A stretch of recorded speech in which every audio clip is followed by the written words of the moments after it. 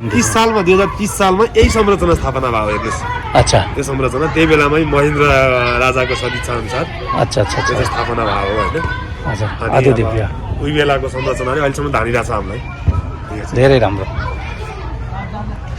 ठिकै छ एउटा यस्तो लिन्छु अनि जाउँ ल।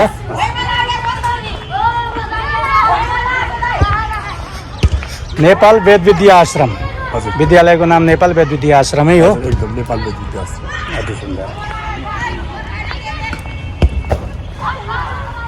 एउटा नयाँ मोबाइल लिएको यसले साह्रै राम्रो फोटो लिँदो रहेछ। यो आइफोन यो फोनमा राम्रो छ क्यामेरा।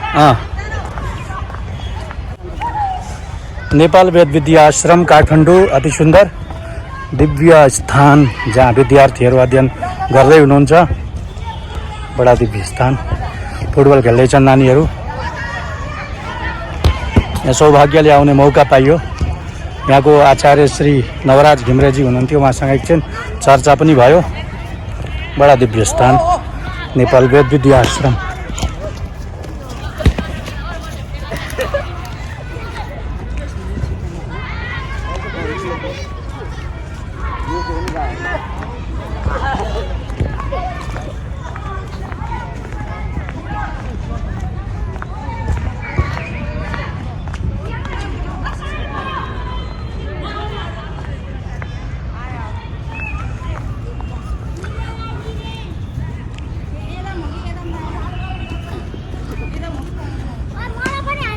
भवन्तः किं पठन्ति बालकाः?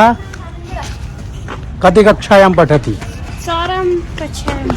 चत्वारि। कुतः अस्ति भवान्? संस्कृतं न जानन्ति?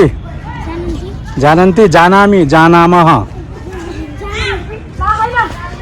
साङ्ख्यं तत् कापिलं बभ्रुवक्त्रभुजं जलकुण्डलं जाप्यदण्डधरं दीर्घ धरवलों जटाधरम। हाम्रो काठमाडौँको नेपाल वेद विद्या आश्रम बडा दिव्य प्राचीन सभ्यतालाई देखाउँदै गरेको मूर्ति। यी सबै वेद भगवानका मूर्ति हुन्। ऋग्वेद श्वेतवर्णस्यात् द्विभुजो रासभाननः अक्षमालाधरः सौम्यः प्रीतो व्याख्या पनोद्यतः अजास्य पीतवर्णस्याद् यजुर्वेदोक्षसूत्रधृक् वामे कुलिशपाणिस्तु भूतितो मङ्गलप्रदः। त्यस्तै प्रकारले नीलोत्पलदलानाभः भाषः सामवेदो हयाननः अक्षमाला मालान्वितो दक्षे वामकुम्भ वरस्मृतः। संस्कृतं जानाति बालकः भवान्? जानाति? कुतः अस्ति भवान्? भवतः गृहं कुत्र अस्ति? जुम्ला। किं पठति अत्र? अत्र किं पठति? संस्कृतं पठति।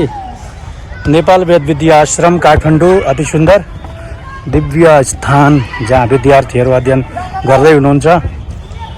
बडा दिव्य स्थान फुटबल खेल्दैछन् नानीहरू। यहाँ सौभाग्यले आउने मौका पाइयो।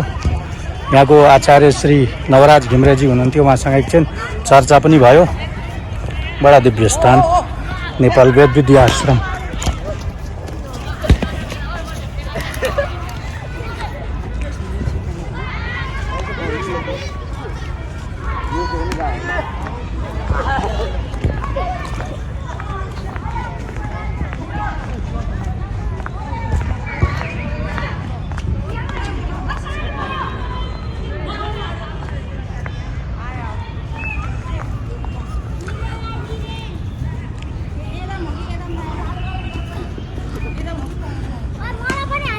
भवन्तः किं पठन्ति बालकाः?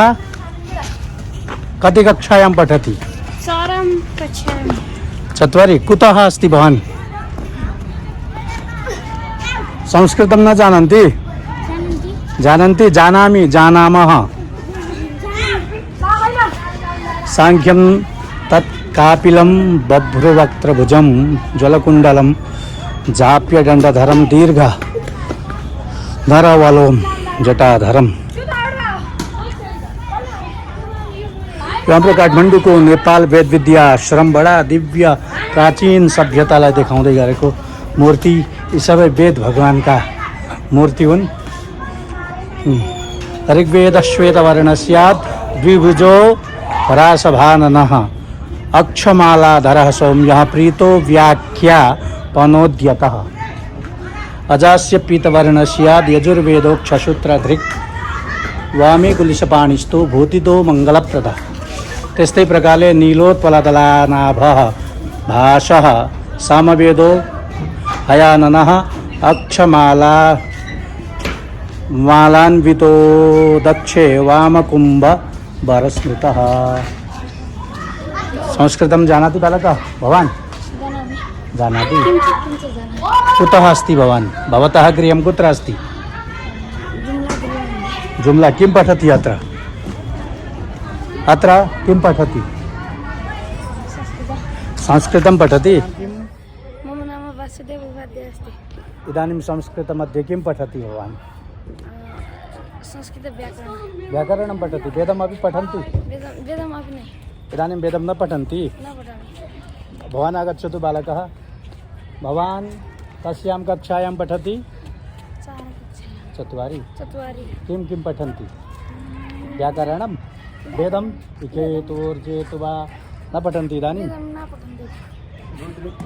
रुद्रि पठामः। रुद्रि गणानां त्वा गणपतिं हवामहे प्रियाणां त्वा उच्चारयन्तु। आगच्छन्तु।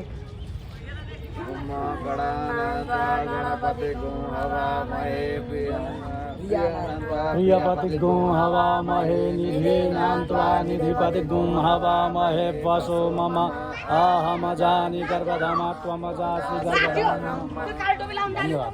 धन्यवाद। तो हाम्रो वेद विद्या आश्रम, नेपाल वेद विद्या आश्रम काठमाडौँ संस्कृत माध्यमिक विद्यालय कार्यालय। हामी हेर्न सक्छौँ माथि बोर्डमा नेपाल वेद विद्या आश्रम संस्कृत माध्यमिक विद्यालय बनकाली गौशाला काठमाडौँ स्थापित 2031 पशुपति क्षेत्र विकास कोष वेदो खिलो धर्ममूलम। नवराज गुरुजी जानुभयो कि हुनुहुन्छ? होइन अहिले मलाई पुऱ्याउँछु भन्दै हुनुहुन्थ्यो। उहाँले जानुपर्छ। भित्र हुनुहुन्छ होला। भित्र हुनुहुन्छ। हेर्न सक्नुहुन्छ बडा दिव्य विद्यार्थीको साथमा नेपाल वेद विद्या आश्रमका विद्यार्थीहरू जो यहाँ रहेर अध्ययन गर्दैछन्। कति विद्यार्थी छन् नानी यहाँ?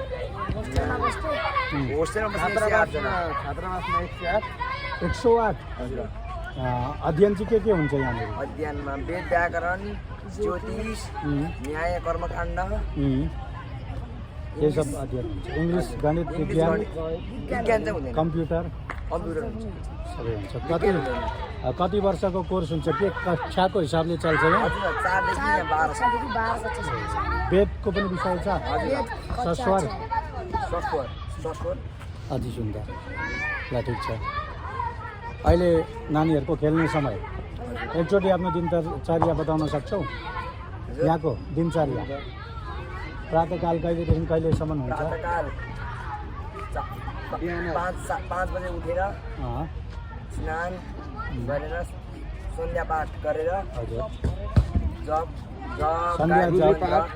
रुद्री पाठ पनि हुन्छ? कति बजीसम्म?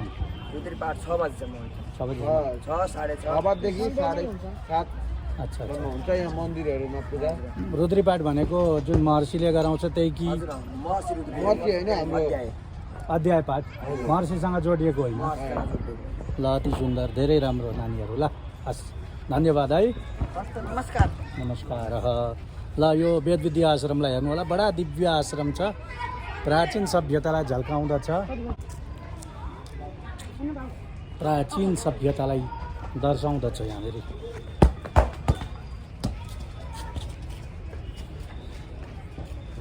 यो साङ्ख्य योगको देवता देखाइएको छ। त्यस्तै प्रकारले सोमकीर्ति सरा समाभाषम मीमांसा शास्त्रमुत्तमम। मीमांसा का देवता, व्याकरण का देवता दिखाइएको छ। शीतम व्याकरणम जेयम मयूराख्य कटोदरम वीणाकरान्वितम दिव्यम दिव्य वस्त्राभिभूषितम। त्यस्तै प्रकारले विद्यार्थीको बस्ने रुम हो नि कि अध्ययन रुम हो पढ्ने पढ्ने अनि नानीहरू भोजन चाहिँ कहाँ गर्छौ भोजनालय कहाँ छ भोजनालय ऊ पर देखिएको भोजनालय हो अनि नानीहरूको रहनसहन बस्ने ठाउँ ए अति सुन्दर दिव्य ल धन्यवाद नानी यहाँनिर विद्यार्थीहरू बस्छन् विद्यार्थीहरूको वासस्थान यो रह्यो र यो अध्ययन स्थान हो खेलकुद मैदान हो यसरी दिव्य वेद विद्या आश्रम नेपाल काठमाडौँमा स्थित वेद विद्या आश्रम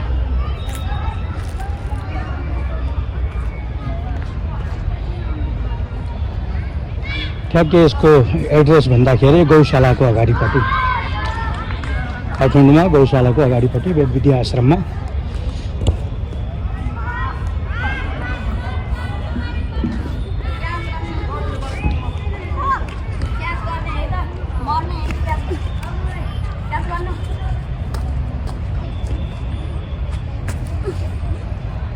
छात्रावास अलग्गै बनिएको छ यो चाहिँ अध्ययन कक्षा यो भोजनालय यो जुन रातो भवन देखिँदैछ यो भोजनालय हो र साथमा पर देखिएको यो छात्रावास हो विद्यार्थीहरू बस्ने ठाउँ यो हो र रुद्राक्षको वृक्ष पनि लागेको छ विद्यार्थीहरूको बस्ने ठाउँ र यो विद्यार्थीको अध्ययन कक्षा जहाँनिर बसेर अध्ययन गर्दछन् वेद व्याकरण ज्योतिष अन्य विषय संस्कृत विषयहरू यहाँ अध्ययन गर्दछन्